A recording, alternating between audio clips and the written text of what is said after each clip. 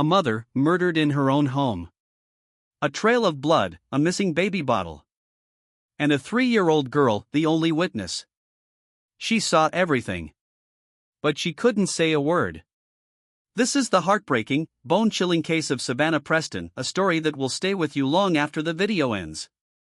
In the quiet town of Lincolnshire, England, 29-year-old Ellie Preston was living what looked like a beautiful, simple life.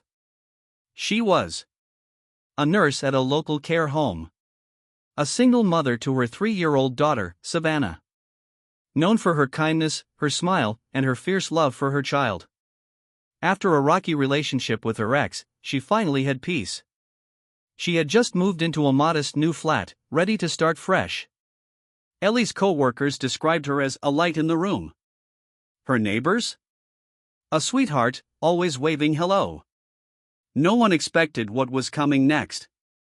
Ellie's sister, Jasmine, received a text from her around 7:52 p.m. Savannah just fell asleep on me while watching Moana. I could cry. It was a normal, sweet message. But it was the last anyone would hear from Ellie Preston alive. The next day, April 5, Ellie didn't show up for her morning shift. Co-workers called. No answer. Texts went unread. Her phone went offline. By noon, her sister went to the flat. She rang the doorbell. Knocked. Called Ellie's name. Nothing. Then she heard crying. A baby's cry from inside. She called 999. When police broke into the flat, the scene was harrowing. Ellie was found in the living room, slumped on the floor. Her body was cold. She had been dead for hours. She'd been stabbed 6 times in the chest, neck, and back. The room showed signs of a struggle.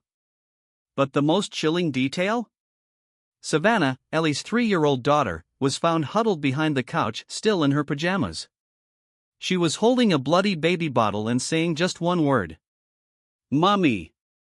She had been there, alone, for nearly 10 hours, with her mother's body just feet away. The front door was locked. There were no signs of forced entry. Ellie's wallet and phone were still there. Nothing was stolen. It didn't look like a robbery. It looked personal. Detectives noted. The wounds were deep and precise. The attack showed rage. Yet the killer cleaned up after themselves, they'd even taken the kitchen knife. There were no fingerprints. No weapon. No surveillance in the hallway. But there was one lead. Savannah kept saying a name. Ben. Ben was Ben Crawley, Ellie's ex. They had broken up a year prior after a toxic on-again, off-again relationship. Ben was 33, a part-time musician, and often unemployed. He had a criminal record, mostly minor offenses, drug possession, disorderly conduct. But nothing violent. When police questioned him, he was oddly calm. He said, I haven't seen Ellie in weeks. We're done. I was home all night. He had an alibi, playing online games with friends. Police checked the IP logs. It matched, but something felt off. Then came the twist. Ellie didn't have a camera inside the flat. But her downstairs neighbor did. Motion activated. Set up at his door, pointing toward the stairwell. Footage from the night of April 4th showed. At 8:07 p.m., a hooded figure going up the stairs. At 8:51 p.m., that same figure leaving, but now without the hoodie.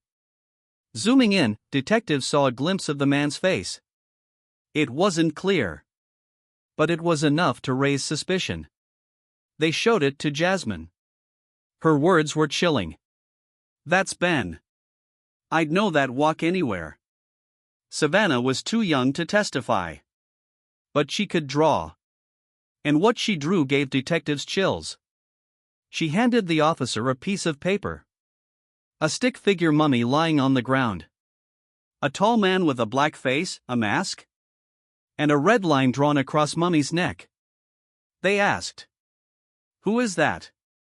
She pointed to the man and whispered, "Ben did it." It wasn't admissible in court.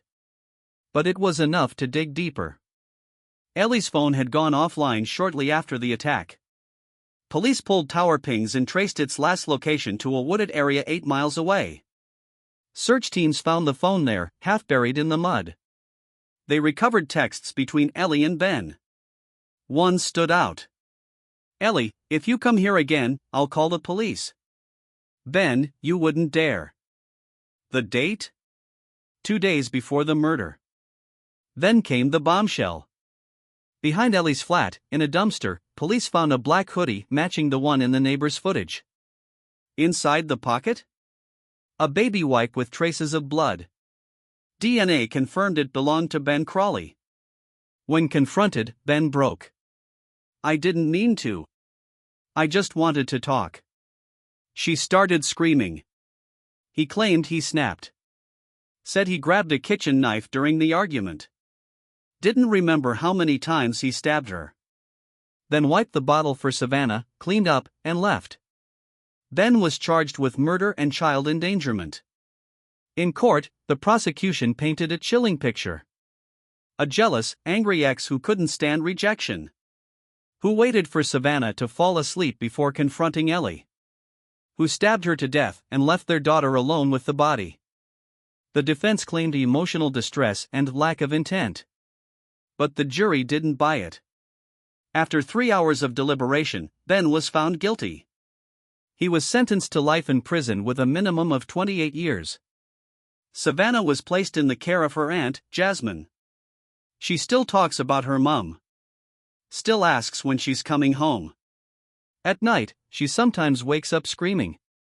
She remembers more than she should. The community raised money for Ellie's funeral. They put up a plaque at her workplace. In memory of Ellie Preston. A mother. A nurse. A light we lost too soon. The hardest part? The killer wasn't a stranger. He was someone she trusted. Someone her daughter called Daddy.